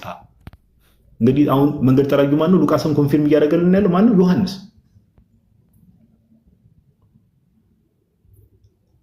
ኦኬ ሉቃስም ማቴዎስም ማርቆስም ሉቃስም ሶስቱም በአንድ ላይ ምን ተስማሙ? መንገድ ጠራጊው ማን ነው? መጥምቁ ዮሐንስ። የአዋጅ ነጋሪ ቃል ኦኬ ንስሐ ግቡ እያለ እግዚአብሔርን መንገድ እያስተካከለ እየጠረገ የሚመጣው ማን ነው? መጥምቁ ዮሐንስ እንደሆነ ሶስቱ ተባብረው ነገሩ። ዮሐንስም ይጨምራል። ዮሐንስ ወንጌል ምዕራፍ 1 ቁጥር 23 ላይ ጥቅሶቹን እያዛችሁ ዮሐንስ ወንጌል ምዕራፍ 1 ላይ እንዲህ ይላል። ቁጥር 22 ላይ እንግዲህ አይሁድ ይጠይቁታል። እንኪያስ ማነ ለላኩን መልስ እንድንሰጥ። ኦኬ እንደዚህ ሆንኩኝ። እሺ እንኪያስ ማነ ዮሐንስን ነው የሚጠይቁት። እንግዲህ ማነ ለላኩን መልስ እንድንሰጥ ስለ ራስህ ምን ትላለህ አሉት። ቁጥር 23 ላይ እርሱም ነቢዩ ኢሳያስ እንዳለ የጌታን መንገድ አቅኑ ብሎ በምድረ በዳ የሚጮህ ሰው ድምፅ እኔ ነኝ አለ። አራቱም መንገድ ጠራጊው የጌታን መንገድ አቅኑ ብሎ የሚናገረው ኢቭን የራሱን የመጥምቁ ዮሐንስን ምስክርነት በመጨመር አራቱም ወንጌላት በብሉይ ኪዳን ነቢዩ ኢሳያስ የያህዌ መንገድ ጥረጉ ወይ ደግሞ የያህዌ መንገድ ጥረጉ የአምላካችንን መንገድ አቅኑ የሚል የአዋጅ ነጋሪ ቃል ይመጣል ተብሎ የተነገረለት መጥምቁ ዮሐንስ ነው። አሁን ኮመንት ላይ ሁላችሁንም ጠይቃችኋለሁ። ኮመንቱን አንዴ ላብራላችሁና ዮሐንስ ኮመንት ላይ ሁላችሁም ተሳተፉ። ዮሐንስ ለማን ነው መንገድ ሊጠርግ የመጣው? ለማን ነው መንገድ ሊጠርግ የመጣው ዮሐንስ?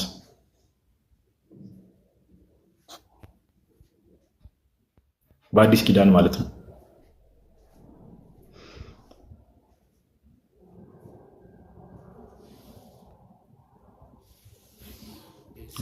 ጎበዝ ናይስ። በጣም ደስ ይላል። በጣም ጥሩ። ሁላችሁም እንደመለሳችሁት የማንን? የጌታችን የኢየሱስን። ኦኬ ኢየሱስ ከመምጣቱ በፊት ነው ማን? ዮሐንስ መንገድ ሲጠርግ የነበረ። ጌታችን ኢየሱስ ክርስቶስ አገልግሎት ከመጀመሩ በፊት መንገድ ጠራጊ ተባለ። ስለዚህ ሁለቱን ስናመሳስል በደንብ አስተውሉ። በብሉይ ኪዳን ያ የአዋጅ ነጋሪ ቃል የተባለው የማን መንገድ ነው? የማን መንገድ ጠራጊን የተባለው? የያህዌ የእውነተኛው አምላክ መንገድ ጠራጊን የተባለው ያ የአዋጅ ነጋሪ ቃል የተባለው የእውነተኛው አምላክ የያህዌ መንገድ ጠራጊን የተባለው ያ መንገድ ጠራጊ ዮሐንስ ነው። ዮሐንስ ለማን ነው መንገድ የጠረገው? እናንተ ሁላችሁም እንዳላችሁ ለጌታችን ለኢየሱስ። ስለዚህ ጌታችን ኢየሱስ ማን ነው? ያህዌ በስጋ። ጌታችን ኢየሱስ ማን ነው? ኮመንት ላይ ያሳውቁን። ያህዌ ነው። አያችሁ፣ በብሉይ ኪዳን ለያህዌ የተነገረው ነገር ፍጻሜውን ጌታችን ኢየሱስ ላይ ሲያገኝ ተመለከታችሁ። ኦኬ ጌታችን ኢየሱስ ክርስቶስ የእስራኤላውያን አምላክ ኦኬ ያህዌ ማን ነው? ጌታችን ኢየሱስ ነው። በግልጽ መጽሐፍ ቅዱሱ አራቱም ወንጌላት ወደዚህ ወደዛ በማይል መልኩ ተስማምተው የሚያስቀምጡት ነገር።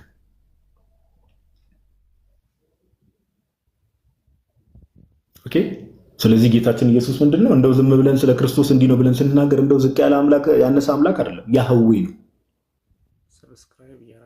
ለሙሴ የተገለጠው አምላክ እርሱ ጌታ ኢየሱስ ነው። ኦኬ ስለዚህ እነዚህን ጥቅሶች አንድ ላይ እንደዚህ በብሉይ ኪዳን የነበሩ በደንብ ቀስ ብዬ እንትን ያልኩት እንድትረዱ ነው። ኦኬ በብሉይ ኪዳን የነበሩ ትንቢት እንግዲህ ኢቭን እሱ ሌላ ጊዜ ትንቢተ ሚልክያ ምዕራፍ 3 ላይ ራሱ ያህዌ ራሱ ወደ መቅደሱ እንደሚገለጥ ምናምን ይናገራል። እሱ ሌላ ጊዜ እናነሳዋለን፣ ችግር የለውም። ግን በብሉይ ኪዳን ለያህዌ የተነገረው ነገር ፍጻሜውን በጌታችን በኢየሱስ ክርስቶስ ሲያገኝ እንመለከታለን። አንድ ጥቅስ ልጨምርና ወደ ዮሐድ ሄዳለሁ። አንድ ጥቅስ ከእንደዚህ አይነት ጋር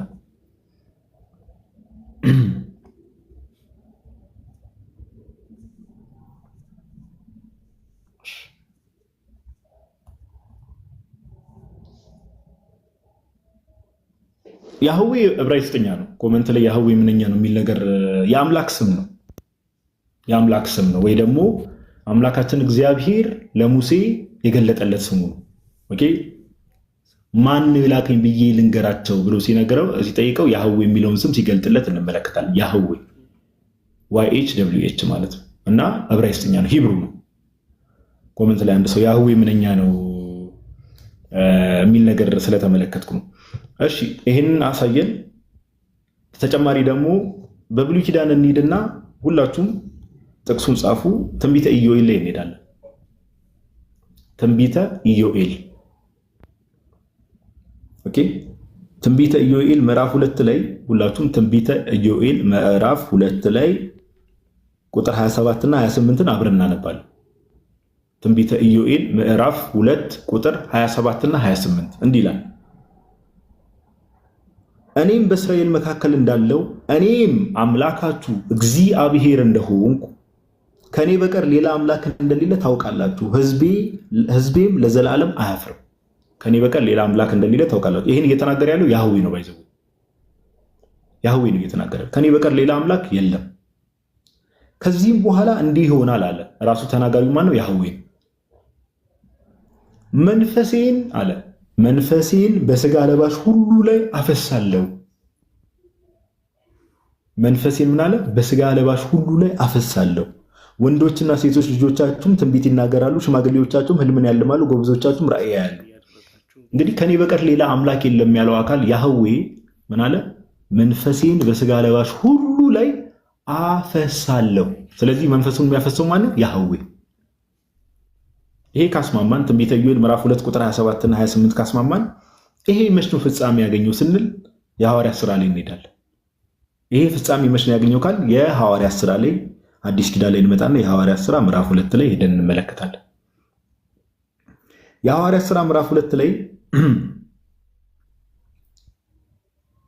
እንዲህ የሚል ቃል እንመለከታለን። ይህ ትንቢት ራሱ ተፈጻሚ የሆነው በጴንጤቆስቴ ቀን ወይ ደግሞ መንፈስ ቅዱስ በወረደበት ቀን እንደሆነ ጴጥሮስ እንዲህ ይላል። የሐዋርያት ሥራ ምዕራፍ 2 ቁጥር 16 ላይ ኦኬ። ነገር ግን ይህ በነቢዩ ኢዮኤል የተባለው ነው። እግዚአብሔር ይላል ጴጥሮስ ነው የሚጠቅሰው። እንግዲህ በመጨረሻው ቀን እንዲህ ይሆናል፣ ሥጋ በለበሰ ሁሉ ላይ ከመንፈሴ አፈሳለሁ፣ ወንዶችና ሴቶች ልጆቻቸውም ትንቢት ይናገራሉ፣ ጎበዞቻችሁም ራእይ ያያሉ፣ ሽማግሌዎቻችሁም ህልም ያልማሉ። አያችሁ፣ ቅድም ያነበብናትን ትንቢተ ኢዮኤል ምዕራፍ 2 ላይ ያለውን እግዚአብሔር እንዲህ ብሏል። እንዲህ ብሎ ነበር በነቢዩ በኢዮኤል እንዲህ ብሏል። ያ ፍጻሜ ያገኘው መንፈስ ቅዱስ በወረደ ክርስትና ራሱ ትክክለኛ ሃይማኖት መሆኑን ከሚያረጋግጡ ክፍሎች ውስጥ አንዱ ይሄ ነው። ባይዘው በብሉይ ኪዳን የነበሩትን ቤቶች ፍጻሜ ሲያገኙ የሐዋርያት ሥራ ምዕራፍ 2 ላይ ቁጥር 36 ላይ እንደዚህ ይላል። አሁን ፍጻሜ የሚያገኘው መንፈስ ቅዱስን ማን ያፈሰሰው የሚለውን ጥያቄ ስንጠይቅ ነው ክርስቶስ ማን ነው የሚለውን ነገር የምንረዳው። ቅድም እንዳልኳችሁ ትንቢተ ኢዮኤል ምዕራፍ 2 ላይ እግዚአብሔር አምላክ ምን አለ? መንፈሴን አፈሳለሁ አለ። ቁጥር 33 ላይ ኦኬ፣ የሐዋርያት ሥራ ምዕራፍ 2 ቁጥር 33 ላይ እንዲህ የሚል ቃል አለ። ስለዚህ በእግዚአብሔር ቀኝ ከፍ ከፍ ብሎና የመንፈስ ቅዱስን የተስፋ ቃል ከአብ ተቀብሎ እናንተ አሁን የምታዩትና የምትሰሙትን አፈሰሰው። ማን ያፈሰሰው? ቁጥር 33 ላይ ይህን ኢየሱስን እግዚአብሔር አስነሳው፣ ስለዚህም ነገር እኛ ምስክሮች ነን አለ። ጌታችን ኢየሱስ ጴጥሮስ ምን አለ? ስለዚህ በእግዚአብሔር ቀኝ ከፍ ከፍ ብሎና የመንፈስ ቅዱስን የተስፋ ቃል ከአብ ተቀብሎ ይህ እናንተ አሁን የምታዩትና የምትሰሙትን አፈሰሰው። ስለዚህም አሁን ኮመንት ላይ ጠይቃችሁና ከዛ ወደ ዮሐድ ሄዳለሁ። እንግዲህ ኮመንቱን ኦን እናድርገውና በብሉይ ኪዳን ያህዌ መንፈሴን በስጋ ለባሽ ሁሉ ላይ ያፈሳለሁ አለ። በአዲስ ኪዳን መንፈስን ያፈሰሰው ማን ነው? እስኪ ኮመንት ላይ አሳውቁ።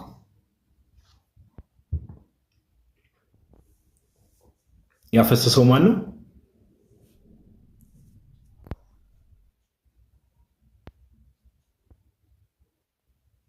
ጎበዝ። ኢየሱስ ክርስቶስ ወልድ፣ ያ ኢየሱስ ክርስቶስ። ስለዚህ አሁን እዛው እየጻፋችሁ ባላችሁበት ሰዓት ላይ ያህዌ መንፈሴን አፈሳለሁ ካለ በአዲስ ኪዳን ስንመጣ ደግሞ ያን መንፈስ ያፈሰሰው ኢየሱስ ከሆነ ኢየሱስ ማን ነው ማለት ነው? ኢየሱስ ማን ነው?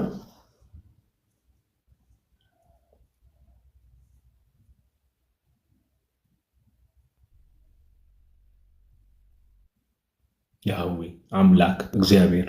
ኤግዛክትሊ ጎበዞች፣ አያችሁ። በብሉይ ኪዳን የነበሩ ለያህዌ የሚነገሩ ነገሮች ደግሞ ፍጻሜያቸውን በጌታችን ኢየሱስ ሲያገኙ እንመለከታለን። ስለዚህ እኔ እነዚህ ሁለቱን ክፍሎች አንስቻለሁ። ትንሽ አረዘምኩት መሰለኝ፣ በጣም ይቅርታ አድርጉልኝ። እግዚአብሔር ያክብርልኝ። ዮሐዴ ወደ አንተ ልምጣ ፓፓ። አራረዘመም ብሮስኪ ቃሌት ያሰማልን። እግዚአብሔር ይስጥልን። በጣም አሪፍ አድርገን ያቀረብከው። እሺ እኔ እንኳን ብዙ ኦልሬዲ ኦልሞስት አብዛኛው ስለተባለ ትንሽ ብቻ ለማለት ያክል ነው። እዛው ትንቢተ ኢዩኤል ምዕራፍ 2 አሁን ሲያነሳው ከነበረ ጋዲ ምዕራፍ 2 ከቁጥር 32 ላይ የተጻፈውን ደግሞ እንመልከት። ትንቢተ ኢዩኤል ምዕራፍ 2 ከቁጥር 32 እንዲህም ይሆናል የእግዚአብሔር ስም የሚጠራ ሁሉ ይድናል፣ እግዚአብሔርም እንደተናገረ በጽዮን ተራራና በኢየሩሳሌም መድኃኒት ይገኛል። ደግሞም እግዚአብሔር የጠራቸው የምስራች የሚሰበክላቸው ይገኛሉ ይላል። ኢዩኤል ምን ብሎ እየተናገረ ነው? የእግዚአብሔርን ስም ወይም ደግሞ የያህዌን ስም የሚጠራ ሁሉ ምን ይላል? ይድናል። እግዚአብሔር እንደተናገረ በጽዮን ተራራና በኢየሩሳሌም ምን ያደርጋል? መድኃኒት ይገኛል። ደግሞም እግዚአብሔር የጠራቸው የምስራች የሚሰበክላቸው ይገኛሉ ይላል። ስለዚህ የማን ስም መጥራት ያድናል እያለን ነው እዚህ ጋር? የያህዌን የእግዚአብሔርን ስም መጥራት ያድናል ተብሎ በግልጽ እየተናገረ ነው። ትንቢተ ኢዩኤል ምዕራፍ 2 ከቁጥር 32። ይህ በአዲስ ኪዳን የት ላይ ተፈጽሞ እናገኛለን? ሮሜ መልእክት ምዕራፍ 10 ከቁጥር 13 ላይ እናገኘዋለን። ከፍ ብለን እናንብብ። ማን ነው ጌታ የተባለው ምናምን የሚለው ግልጽ እያደረገ ስለሚሄድ ማለት ነው። ከቁጥር 11 ከቁጥር 10 ጀምሮ እንዲህ ይላል፣ ሰው በልቡ አምኖ ይጸድቃልና በአፉም መስክሮ ያድናልና መጽሐፍ በእርሱ የሚያምን ሁሉ አያፍርም ይላልና። ኦኬ፣ በእርሱ የሚያምን ሁሉ አያፍርም ተብሎ ተጽፏል ሲል ትንቢተ ኢሳይያስ ምዕራፍ 28 ከቁጥር 16 ያለውን ነው። ኦኬ፣ በእርሱ የሚያምን አያፍርም ተብሎ የተነገረው በክርስቶስ ነው። ቃሉ እንዲህ ይላል፣ ስለዚህ ጌታ እግዚአብሔር እንዲህ ይላል፣ እነሆ በጽዮን ድንጋይን ለመሰረት አስቀምጣለሁ፣ የተፈተነውን የከበረውን መሰረቱ የጸናውንም የማዕዘን ድንጋይ የሚያምን አያፍርም ይላል። ያው የማዕዘን ራስ ወይም ደግሞ የማዕዘን ድንጋይ የተባለው ክርስቶስ ነው። በእርሱ የሚያምን አያፍርም ተብሎ ተነግሯል በትንቢተ ኢሳይያስም ማለት ነው። በእርሱ የሚያምን አያፍርም ይላልና መጽሐፍ ካለ በኋላ በአይሁዳዊና በግሪካዊ ሰው መካከል ልዩነት የለምና አንዱ ጌታ የሁሉ ጌታ ነውና ለሚጠሩትም ሁሉ ባለጠጋ ነው ይልና የጌታን ስም የሚጠራ ሁሉ ይድናልና ይላል። ኦኬ፣ የጌታን ስም የሚጠራ ሁሉ ምን ይላል? ይድናል። ይሄን ጌታ የተባለው ማን ነው? ኢየሱስ ክርስቶስ ነው። በምን ማወቅ እንችላለን? አዎ በሚገባ ማወቅ እንችላለን። ቁጥር 9 ሮሜ ምዕራፍ 10 ከቁጥር 9 ላይ እንዲህ ነው የሚለው፣ ኢየሱስ ጌታ እንደሆነ በአፍህ ብትመሰክር እግዚአብሔርም ከሙታን እንዳስነሳው በልብ ብታምን ትድናለህና ነው የሚለው። እዚህ ጋር ጌታ እንደሆነ በአፍህ ብትመሰክር የተባለው የማን ጌትነትን ነው? የክርስቶስን ጌትነት። ኢየሱስ ጌታ እንደሆነ በአፍህ ብትመሰክር እግዚአብሔርም ከሙታን እንዳስነሳው በልብ ብታምን ትድናለህና። የክርስቶስን ጌትነት መመስከር የሚያድን ጌትነት ነው። ለዛ ነው የጌታን ስም የሚጠራ ሁሉ ይድናል ተብሎ የተናገረው ማለት ነው። ልክ ኢዩኤል የያህዌን ስም የሚጠራ ይድናል እንደተባለው እዚህ ጋርም የክርስቶስ የኢየሱስ ጌትነትን መናገር የእሱም ስም መጥራት ምን ያደርጋል ብሏል? ያድናል ብለው በግልጽ ይናገር። ያህዌ ራሱ ክርስቶስ መሆኑ በማያሻማ መልኩ መጽሐፍ ቅዱስ እንዲናገራል። ሁለተኛ ጥቅስ ለመጨመር ትንቢተ ሕዝቅኤል ምዕራፍ 34 ከቁጥር 5 ትንቢተ ሕዝቅኤል ምዕራፍ 34 ከቁጥር 5 ጀምሮ እያለፍኩኝ ላንብበው። እንዲህ ይላል። ኦኬ፣ እረኛንም በማጣት ተበተኑ ይላል። ስለ በጎቹ እግዚአብሔር እየተናገረ ነው። ለምድርም አራዊት ሁሉ መብል ሆኑ ተበተኑም ይላል በጎቹ። ቁጥር 8 ጌታ እግዚአብሔር እንዲህ ይላል፣ እኔ ሕያው ነኝና እረኛ ስለሌለ እረኞቼም በጎቼን ስላልፈለጉ እረኞችም ራሳቸውን እንጂ በጎቼን ስላላሰማሩ በጎቼ ንጥቂያ ሆነዋልና በጎቼም ለምድር አራዊት ሁሉ መብል ሆነዋልና ይላል እግዚአብሔር። ስለዚህ እረኞች ሆይ የእግዚአብሔርን ቃል ስሙ። ጌታ እግዚአብሔር እንዲህ ይላል፣ እነሆ በእረኞች ላይ ነኝ፣ በጎቼንም ከእጃቸውን እፈልጋለሁ፣ በጎቼንም ከማሰማራት አስተዋቸዋለሁ። ከዚያም ወዲያ እረኞች ራሳቸውን አያሰማሩም፣ በጎቼንም ከአፋቸው አድናለሁ፣ መብልም አይሆኑላቸውም ካለ በኋላ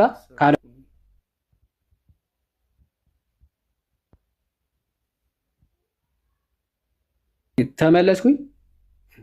አንዳንዴ ራሱ ሎክ ያደርጋል። እሺ ቁጥር 12 ምን ይላል? እረኛ በተበተኑት በጎች መካከል ባለ ጊዜ መንጋውን እንዲፈልግ እንዲሁ በጎቼን እፈልጋለሁ። በደመናና በጨለማ ቀን ከተበተኑት ስፍራ ሁሉ አድናቸዋለሁ። በመልካም ማሰማሪያም አሰማራቸዋለሁ። ጉሮኗቸውም በረጅሞች በእስራኤል ተራራዎች ላይ ይሆናል።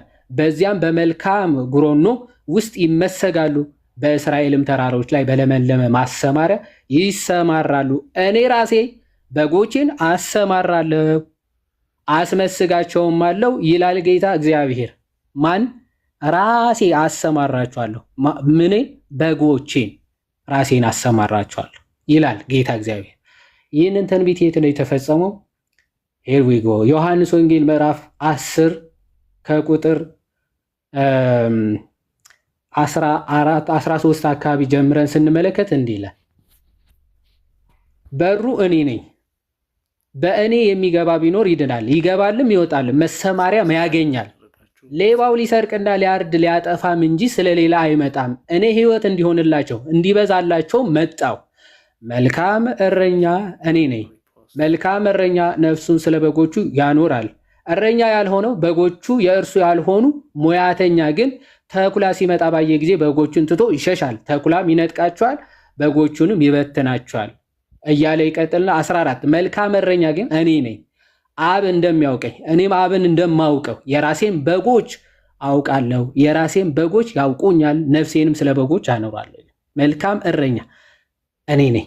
በጎቼ እያለ የሚጠራቸው ማን ነው? ክርስቶስ ያህዌ በትንቢተ ሕዝቅኤል በጎቼ እንዲያሰማሩ የሰጠዋቸው እረኞች በጎቼን አላሰማሩም ይላል። ክርስቶስ ግን እዚህ ጋር የእግዚአብሔር በጎች ሳይሆን የሚላቸው የእኔ በጎቼ እኔ ራሴ አሰማራቸዋለሁ፣ መልካም እረኛ እኔ ነኝ ብሎ በግልጽ ይናገራል። ይህ መዝሙረ ዳዊት ምዕራፍ 23 ከቁጥር 1 ካለው ጋርም አንድ ነው። እግዚአብሔር መልካም እረኛ ነው፣ በለመለመ መልስ ያሰማራኛል ብሎ ነቢየ እግዚአብሔር ዳዊት እንደተናገረው መልካም እረኛ ማንኛ አለ? ክርስቶስ እኔ ነኝ። እግዚአብሔር መልካም እረኛ ነው ብሎ ነበረ። እዚህ ጋር ደግሞ ክርስቶስ እኔ መልካም እረኛ ነኝ አለ። በቁጥር 28 ሲጠቀልለው ክርስቶስ ምንድን ነው የሚለው? እኔም የዘላለም ሕይወትን በጎቼ ድምፄን ይሰማሉ፣ እኔም አውቃቸዋለሁ ይከተሉኝማል አለ። እኔም የዘላለም ሕይወትን እሰጣቸዋለሁ፣ ለዘላለም አይጠፉም፣ ከእጄ ማንም አይነጥቃቸውም ይላል። ማንም አይነጥቃቸውም። ሰው ክርስቶስ በጎቼን አይነጥቃቸውም፣ ራሴ ነኝ ማሰማራቸው ብሎ በትንቢተ ሕዝቅኤል ተናግሮ ነበር። በጎቹ እንደሚያሰማራቸው እሱም እንደሚጠብቃቸው ከእጁ ማንም እንደማይነጥቃቸው ክርስቶስ በግልጽ ተናግሯል። እዚህ ክፍል መልካም እረኛ የተባለው ራሱ ክርስቶስ መሆኑ ግልጽ ነው። በአንድ የመጨረሻ በትንቢተ ኢሳይያስ ምዕራፍ 9 ከቁጥር 6 ላይ ያለው ቃል ከቁጥር 6 ላይ ያለው ኃይለ ቃል ሕፃን ተወልዶልናል፣ ወንድ ልጅም ተሰጥቶናል፣ አለቅነትም በጫንቃው ላይ ይሆናል፣ ስሙም ድንቅ መካር፣ ኃያል አምላክ፣ የዘላለም አባት፣ የሰላም አለቃ ተብሎ ይጠራል የተባለው ለክርስቶስ መሆኑ ፍጻሜው ማቴዎስ ወንጌል ምዕራፍ 1 ከቁጥር 23 እንዲህ ብሎ ይናገራል። ማቴዎስ ወንጌል ምዕራፍ 1 ከቁጥር 23 እንዲህ ብሎ ይናገራል። ማቴዎስ ማለት ነው። እርሱ ግን ይህን ሲያስብ ማለት ዮሴፍ ማለት ነው፣ እነሆ የጌታ መልአክ በሕልም ታየው፣ እንዲህም አለ፣ የዳዊት ልጅ ዮሴፍ ሆይ ከእርሷ የተጸነሰው ከመንፈስ ቅዱስ ነውና እጮኛህን ማርያምን ለመውሰድ አትፍራ፣ ልጅም ትወልዳለች፣ እርሱም ሕዝቡን ከኃጢአታቸው ያድናቸዋል፣ ስሙ ኢየሱስ ትለዋለህ። በነቢይ ከጌታ ዘንድ እነሆ ድንግል ትጸንሳለች፣ ልጅም ትወልዳለች፣ ስሙንም አማኑኤል ይሉታል የተባለው ይፈጸም ዘንድ ይህ ሁሉ ሆኗል። ትርጓሜውም እግዚአብሔር ከእኛ ጋር የሚል ነው ይላል። አሁን የሁለቱንም ትንቢቶች ጥምረት ነው ማቴዎስ ወንጌል አምጥቶ የሚያስቀምጠው። የየትኛው? የትንቢተ ኢሳያስ ምዕራፍ 7 ከቁጥር 14 እና የትንቢተ ኢሳያስ ምዕራፍ 9 ከቁጥር 6። መጀመሪያ ድንግል ትጸንሳለች፣ ልጅም ትወልዳለች፣ ስሙንም አማኑኤል ይሉታል ተብሎ ተነግሮ ነበር 7:14 ላይ ድንግል ትጸንሳለች። ልክ ያ ፍጻሜውን ያገኘው የትኛው ነው? ትንቢተ ኢሳይያስ ምዕራፍ 9 ከቁጥር 6 ላይ ሕፃን ተወልዶልናል፣ ወንድ ልጅም ተሰጥቶናል፣ አለቅነትን በጫንቃው ላይ ይሆናል፣ ስሙም ድንቅ መካር፣ ኃያል አምላክ፣ የዘላለም አባት፣ የሰላም አለቃ ተብሎ ይጠራል የሚለው ሁለቱንም አጣምሮ ነው። ያን ሁለቱንም አጣምሮ